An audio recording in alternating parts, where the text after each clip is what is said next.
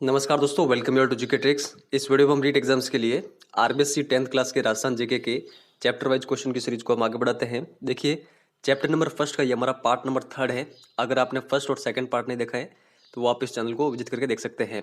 देखिए, जो आरबीएससी की जो 9th और 10th क्लास की बुक है, इसमें काफ़ी अधिक मैटर दे रखा है, तो आपको एक बार तो इन पुस्तकों को जरूरी पढ़ना है, काफ़ी अधिक इंपॉर्टेंट है। और डायरेक्टली हमारे सिलेबस के अंतर्गत मेंशन भी है आरबीएससी की पुस्तकें जो 2019-20 सत्र में चल रही थी। तो आप बिल्कुल भी इन पुस्तकों को मिस मत करिएगा अगर आप चाहते हैं कि जो रेट की भर्ती निकली है इसमें अगर आपको अपना सिलेक्शन चाहिए तो चलिए इस वीडियो की शुरुआत करते हैं। वीडियो पसंद आए तो लाइक करके शेयर जरूर करिएगा। चलिए फर्स्ट क्वेश्चन देखते हैं। किसने राठौड़ों को सूर्यवंशीय माना और उन्हें ब्राह्मण भल्लराव की संतान बताया है? Colonel James Tod, Dayaldas, Nainsi या फिर कोई नहीं? देखिए यहाँ पर जो इसका करेक्ट आंसर होगा, राठौड़ों को सूर्यवंशीय माना है दयालदास के द्वारा। और इन्होंने कहा था कि जो राठौड़ हैं वो ब्राह्मण भल्लराव की संतान हैं। तो ये आप ध्यान रखिएगा, सेकंड नंबर ऑप्शन हमारा करेक्ट आंसर होगा। नेक्स्ट आगे चलते हैं। मारवाड़ के राठौड़ों को कन्नौज से आने वाली शाखा किसने बताया है? Colonel James Tod, Dayaldas, Nainsi या फिर कोई नहीं? तो देखिए, राठौड़ों को कन्नौज से आने वाली शाखा बताया गया है नैन्सी के द्वारा, मूर्णोत नैन्सी के द्वारा। यहाँ पर ऑप्शन नंबर 3 हमारा करेक्ट आंसर होगा। और मूर्णोत नैन्सी किन के दरबार में थे? तो देखिए, जो जसवंत सिंह जी थे मारवाड़ के शासक, उनके दरबार में थे नैन्सी। ये आप ध्यान रखिएगा। नेक्स्ट आगे चलते हैं। जोधपुर के राठौड़ों का आदि पुरुष किसे कहा जाता है जिसे कन्नौज के गढ़वाल जयचंद का वंशज माना जाता है? तो ये कौन है? मालदेव, रावसिहा, रावचुंडा या फिर रावजोधा? देखिए, जोधपुर के राठौड़ों का आदि पुरुष कहा जाता है रावसिहा को, और रावसिहा को ही कन्नौज के गढ़वाल जयचंद का वंशज माना जाता है। ये आप ध्यान रखिएगा, ऑप्शन नंबर 2 हमारा करेक्ट आंसर है यहाँ पर। नेक्स्ट आगे चलते हैं। मंडोर को राठौड़ों की राजधानी बनाने वाला राजा था। तो राठौड़ों की राजधानी मंडोर किसके द्वारा बनवाई गई थी? देखिए, ये बनाई गई थी रावचुंडा के द्वारा। यहाँ पर ऑप्शन नंबर 3 हमारा करेक्ट आंसर होगा। ये आप ध्यान रखिएगा। नीचे वाले फैक्ट भी आपको ये ध्यान रखने हैं। पुंगल के भाटियों के द्वारा धोखे से जो रावचुंडा है ये मारे गए थे। कब? 1423 ईस्वी में। तो ये फैक्ट आप ध्यान रखिएगा, पुंगल के भाटियों ने धोखे से रावचुंडा को मार दिया था 1423 में। इसके अलावा इनकी जो पत्नी है चांद कंवर, इन्होंने चांद बावड़ी बनाई थी जोधपुर में। तो ये दोनों फैक्ट आप ध्यान रखिएगा। नेक्स्ट आगे चलते हैं। मारवाड़ के रणमल की हत्या उसकी किस प्रेमिका के द्वारा की गई थी? उमादे, भारमली, कर्मावती, चारुमती? देखिए, इसका जो करेक्ट आंसर होगा, जो रणमल था इसकी जो प्रेमिका थी उसका नाम था भारमली, और इसी भारमली ने रणमल की हत्या कर दी थी। तो ये आप ध्यान रखिएगा। और ये रणमल किसका संरक्षक था? तो मेवाड़ के शासक मौकल का संरक्षक था। बाद में ये कुंभा का भी संरक्षक रहा था। बाद में मेवाड़ में इसका जो हस्तक्षेप है वो काफी अधिक बढ़ गया था, तो इस कारण फिर इसको मरवा दिया गया था। तो ये आप ध्यान रखिएगा। और इसकी हत्या कब की गई? तो 1438 में। ये भी आप ध्यान रखिएगा। रावजोधा कब मंडोर जीतने में सफल रहा? तो देखिए, रावजोधा मंडोर जीतने में वापस सफल रहा था 1453 ईस्वी में। देखिए, जब 1438 ईस्वी में जो रणमल है, रणमल का पुत्र है रावजोधा, तो 1438 में जब रणमल को मार दिया गया तो जोधा और जितने भी इसके भाई थे वो जोधपुर छोड़कर भाग गए थे। तो उसके बाद में जोधपुर पर जो अधिकार रहा था वो रहा था मेवाड़ का। ये आप ध्यान रखिएगा। बाद में 1453 में अवल बावल की संधि हुई थी, उसमें रावजोधा को वापस मंडोर दिया गया था। तो ये आप ध्यान रखिएगा, अवल बावल की संधि किसके मध्य होती है? रावजोधा और कुंभा के मध्य। नीचे वाले फैक्ट भी आप ये ध्यान रखिएगा कि रावजोधा ने जोधपुर नगर बसाया था 1459 ईस्वी में और इसे अपनी राजधानी बनाया था। तो मंडोर से जोधपुर राजधानी किसके द्वारा बनाई गई? तो रावजोधा के द्वारा। इसके अलावा चिड़िया टूंक पहाड़ी पर, यहाँ पर टूंक है, चिड़िया टूंक पहाड़ी पर इन्होंने मेहरानगढ़ दुर्ग बनाया था। गौरी शंकर हीराचंद ओझा ने जोधा को जोधपुर का प्रथम प्रतापी शासक माना है। तो ये सारे फैक्ट आपको ध्यान रखने हैं। नेक्स्ट आगे चलते हैं। खानवा के युद्ध में मारवाड़ के किस शासक ने भाग लिया था? तो खानवा के युद्ध में किस शासक ने भाग लिया था? मालदेव ने, चंद्रसेन ने, गंगा ने या फिर कोई नहीं? देखिए, इसका जो करेक्ट आंसर होगा, मालदेव के द्वारा भाग लिया गया था खानवा के युद्ध में। लेकिन उस समय मारवाड़ का शासक कौन था? तो मारवाड़ का शासक उस समय था राव गांगा। तो ये फैक्ट आप ध्यान रखिएगा। इसके अलावा देखिए जो मालदेव है इनकी पत्नी का नाम था उमा दे, जिनको रोटी रानी के नाम से भी जाना जाता है। ये आप ध्यान रखिएगा। मालदेव के द्वारा विजित क्षेत्र मेड़ता, जो कि उसके भाई के पास था विरमदेव के पास, और बीकानेर था जेत सिंह के पास। तो ये आप ध्यान रखिएगा। और काफी इंपॉर्टेंट युद्ध गिरी सुमेल का युद्ध ये कब हुआ था? 1544 ईस्वी में, जिसके अंतर्गत जेता और कुंपा जो कि सेनापति थे मालदेव के, मारे गए थे और शीर्षासुरी इसके अंतर्गत जीता था। तो ये आप थोड़ा बहुत फैक्ट है तो आपको ध्यान में रखना ही है। नेक्स्ट आगे चलते हैं। 1564 में अकबर ने किसके नेतृत्व में जोधपुर एक सेना की टुकड़ी भेजी थी? तो किसके नेतृत्व में भेजी थी? देखिए ये भेजी गई थी हुसैन कुली खान के नेतृत्व में। तो ये आप ध्यान रखिएगा, यहाँ पर ऑप्शन नंबर फर्स्ट हमारा करेक्ट आंसर होगा। तो 1564 में जब सेना भेजी हुसैन कुली खान के नेतृत्व में अकबर के द्वारा जोधपुर में, तब जो चंद्रसेन था वो जोधपुर छोड़कर भाद्रजुन चले जाते हैं। तो ये फैक्ट आप ध्यान रखिएगा। नीचे वाला फैक्ट भी आपको ध्यान रखना है। अकबर का नागौर दरबार कब लगा था? 1570 ईस्वी में, जिसके अंतर्गत राव चंद्रसेन गए थे। लेकिन जो राव चंद्रसेन के भाई थे मोटा राजा उदय सिंह और राम, उनके प्रति अकबर का लगाव देखकर अकबर से बिना मिले ही वो वापस चंद्रसेन वहां से लौट गया था। इस कारण अकबर चंद्रसेन से काफी नाराज हुआ था।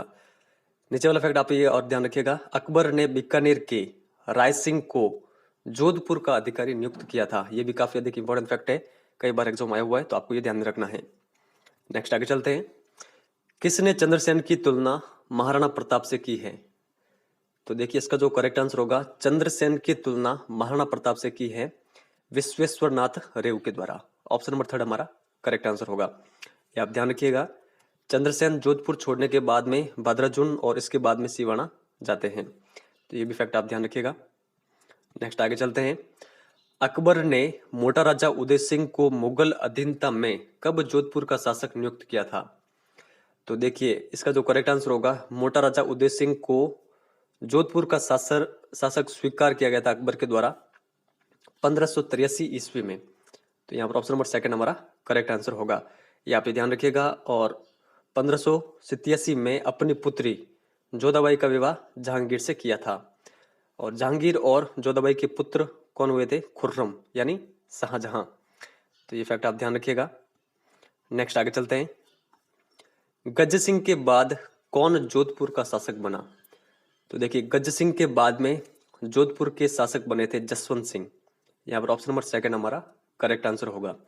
ये आप ध्यान रखिएगा। तो जसवंत सिंह का जन्म कब हुआ था? 1626 ईस्वी में बुरहानपुर में।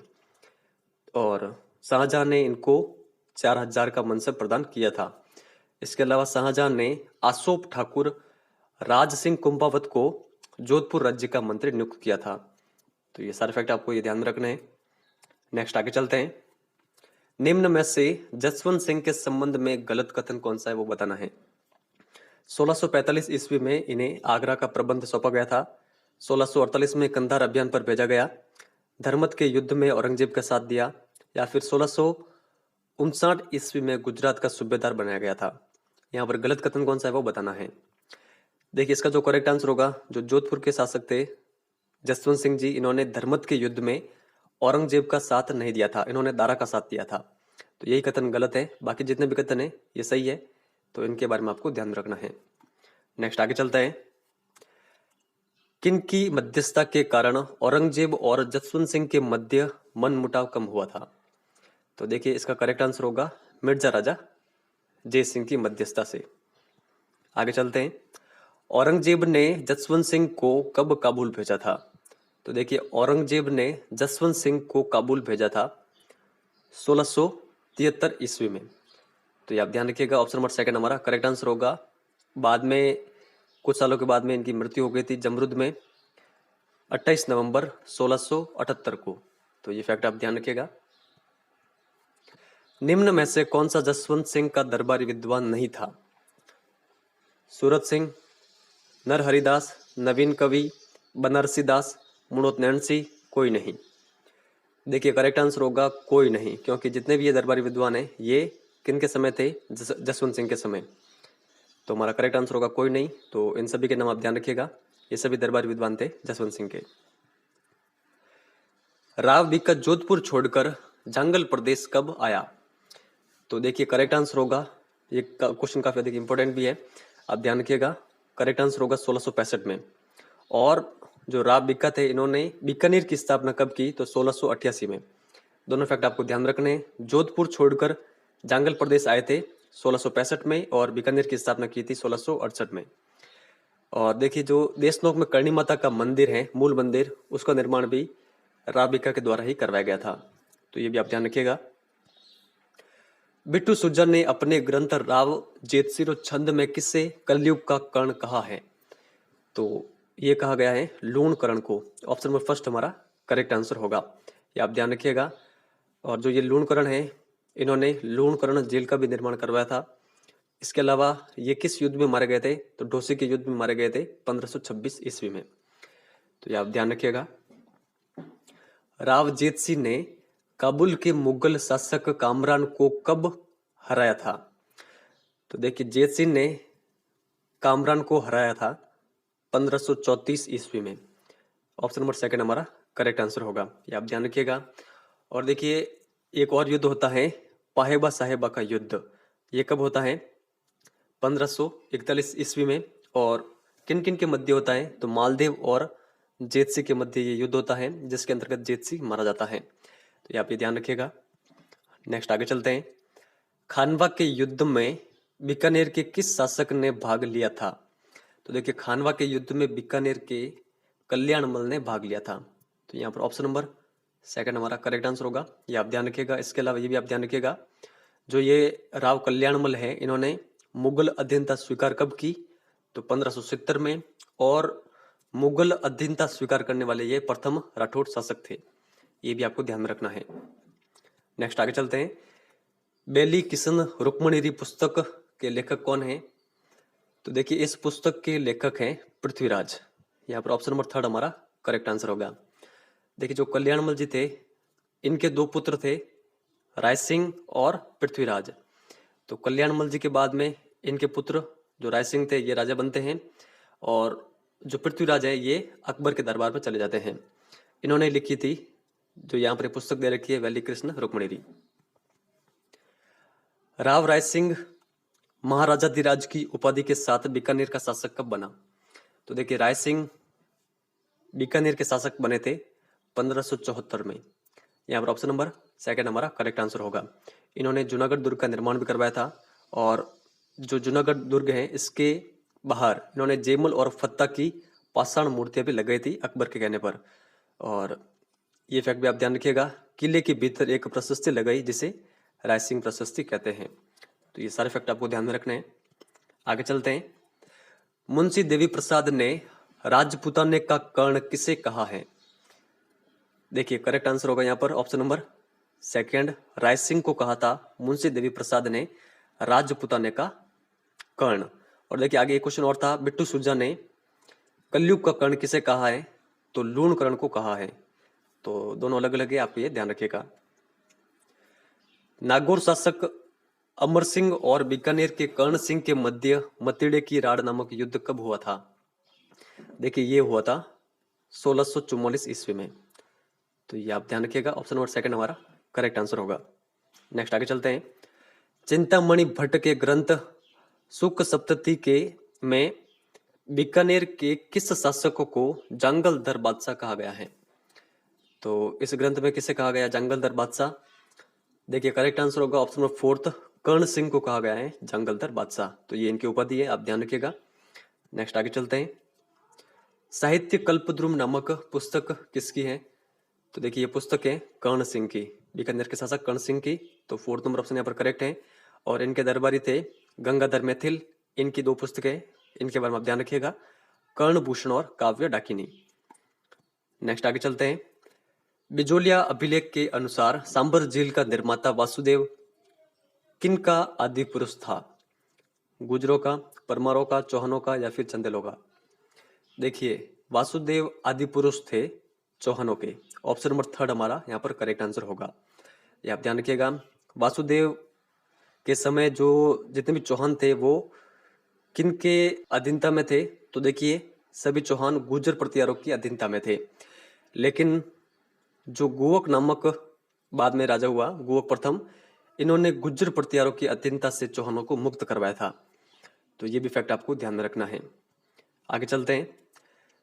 1983 का हर्षनाथ लेख किसकी विजयों का उल्लेख करता है? तो देखिए करेक्ट आंसर होगा यहाँ पर जो हर्षनाथ लेख है, जो कि 1983 का है, ये उल्लेख करता है विग्रहराज द्वितीय की विजयों का। तो ये आपको ध्यान में रखना है। और जो ये विग्रहराज द्वितीय है, इन्होंने गुजरात के चालुक्य शासक मूलराज को पराजित किया था। तो ये फैक्ट आप ध्यान रखिएगा। नेक्स्ट आगे चलते हैं। अजयराज ने अजय मेरू नामक नगर कब बसाया था? तो देखिए करेक्ट आंसर होगा 1113 ईस्वी में अजय मेरू नामक नगर की स्थापना की गई थी अजयराज के द्वारा। इनकी पत्नी का नाम क्या है? सोमलवती। और ये शैव अनुयायी थे, लेकिन इन्होंने सभी धर्मों को संरक्षण दे रखा था। तो ये आप ध्यान रखिएगा। नेक्स्ट आगे चलते हैं। अजमेर में आना सागर झील और पुष्कर में वराह मंदिर का निर्माण किसने करवाया था? तो देखिए करेक्ट आंसर होगा यहाँ पर आना सागर झील और वराह मंदिर का निर्माण अर्णोराज के द्वारा करवाया गया था। सेकंड नंबर ऑप्शन यहाँ पर हमारा करेक्ट आंसर होगा।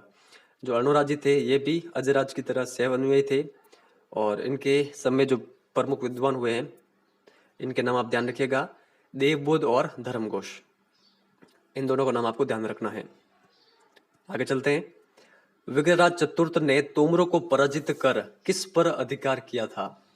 तो देखिए इसका जो करेक्ट आंसर होगा, विग्रहराज चतुर्थ ने तोमरों को पराजित कर अधिकार किया था दिल्ली पर। तो यहाँ पर ऑप्शन नंबर थर्ड हमारा करेक्ट आंसर होगा।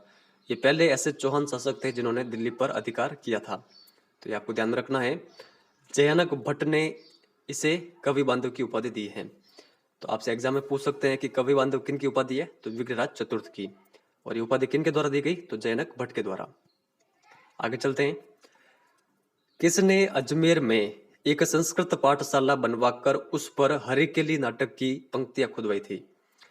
तो इनका नाम क्या है? देखिए संस्कृत पाठशाला का निर्माण करवाया गया था विग्रहराज चतुर्थ के द्वारा। ऑप्शन नंबर थर्ड यहाँ पर करेक्ट आंसर होगा। और जो ये संस्कृत पाठशाला है, इसको बाद में तुड़वा दिया था किसके द्वारा? कुतुबुद्दीन ऐबक के द्वारा, और इसे 2.5 दिन के झोपड़े में बदल दिया गया था। तो ये आप फैक्ट ध्यान रखिएगा।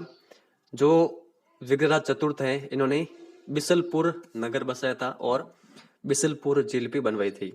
ये आप ध्यान रखिएगा। और जो विग्रहराज चतुर्थ का जो समय है, वो सपाद लक्ष्य का स्वर्ण काल कहलाता है। तो ये सारे फैक्ट आपको ध्यान में रखने हैं। आगे चलते हैं। पृथ्वीराज चौहान के संबंध में गलत कथन कौन सा है, वो बताना है। 11 वर्ष की आयु में शासक बने। 1182 में सतलज प्रदेश के भंडारनको को पराजित किया।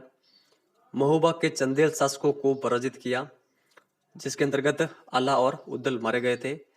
पृथ्वीराज कन्नौज के गढ़वाल शासक जयचंद से पराजित हुए थे। आप बताएं यहाँ पर गलत कथन कौन सा है? देखिए करेक्ट आंसर होगा पृथ्वीराज कन्नौज के गढ़वाल शासक जयचंद से पराजित नहीं हुए थे, बल्कि जयचंद को पराजित किया गया था पृथ्वीराज के द्वारा। ये आप ध्यान रखिएगा। बाकी जितने भी कथन दे रखे हैं, ये पृथ्वीराज चौहान के संबंध में सत्य हैं। और पृथ्वीराज चौहान जो बाद में विवाह करता है, किन की पुत्री से करता है? तो ये जयचंद है, इसी की पुत्री से विवाह करता है, जिसका नाम था संयोगिता। और तराइन के 2 प्रमुख युद्ध है, ये भी आप ध्यान रखिएगा। लास्ट बार क्वेश्चन भी यहीं से बना था, तराइन के युद्ध से, रीट एग्जाम में। तो प्रथम युद्ध कब हुआ था तराइन का? 1191 में, जिसके अंतर्गत पृथ्वीराज चौहान जीत जाते हैं और मोहम्मद गौरी हार जाते हैं। और जो सेकंड युद्ध हुआ था, वो हुआ था 1192 में, जिसके अंतर्गत पृथ्वीराज चौहान हार जाते हैं। तो ये सारे फैक्ट आपको ध्यान में रखना है। नेक्स्ट आगे चलते हैं। पृथ्वीराज विजय नामक पुस्तक के लेखक कौन है? देखिए पृथ्वीराज विजय नामक पुस्तक के लेखक हैं ऑप्शन नंबर थर्ड जयानक। और नीचे जो ये पुस्तक दे रखी है पृथ्वीराज रासो, इसके लेखक है चंद्रवर्धई। तो ये फैक्ट आप ध्यान रखिएगा। तो इस वीडियो में इतना ही, और जितने भी क्वेश्चन बच रहे हैं इस चैप्टर के, वो हम नेक्स्ट वीडियो में कवर करेंगे। और कोशिश करूंगा कि नेक्स्ट वीडियो में फर्स्ट चैप्टर को कंप्लीट कर लिया जाए।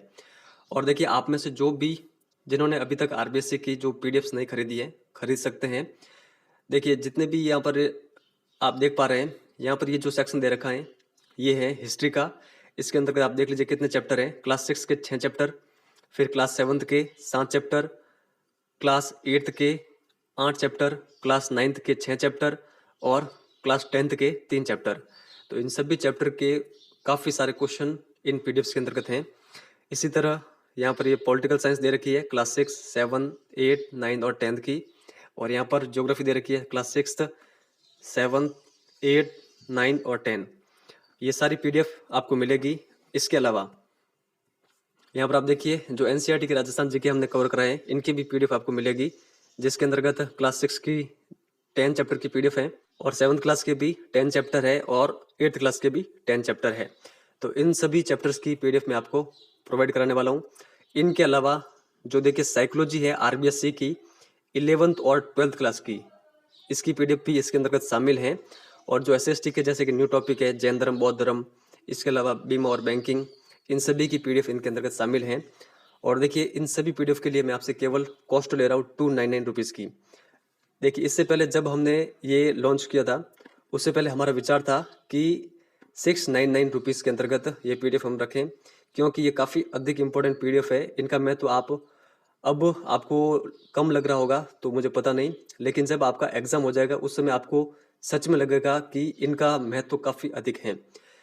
लेकिन फिर भी हमने इसको 300 रुपये के अंतर्गत ही रखा है, 299 रुपीज़ के अंतर्गत, ताकि कुछ स्टूडेंट ऐसे भी हैं जिनकी स्थिति अच्छी नहीं है, तो हम केवल उनसे 299 रुपीज़ ही ले रहे हैं।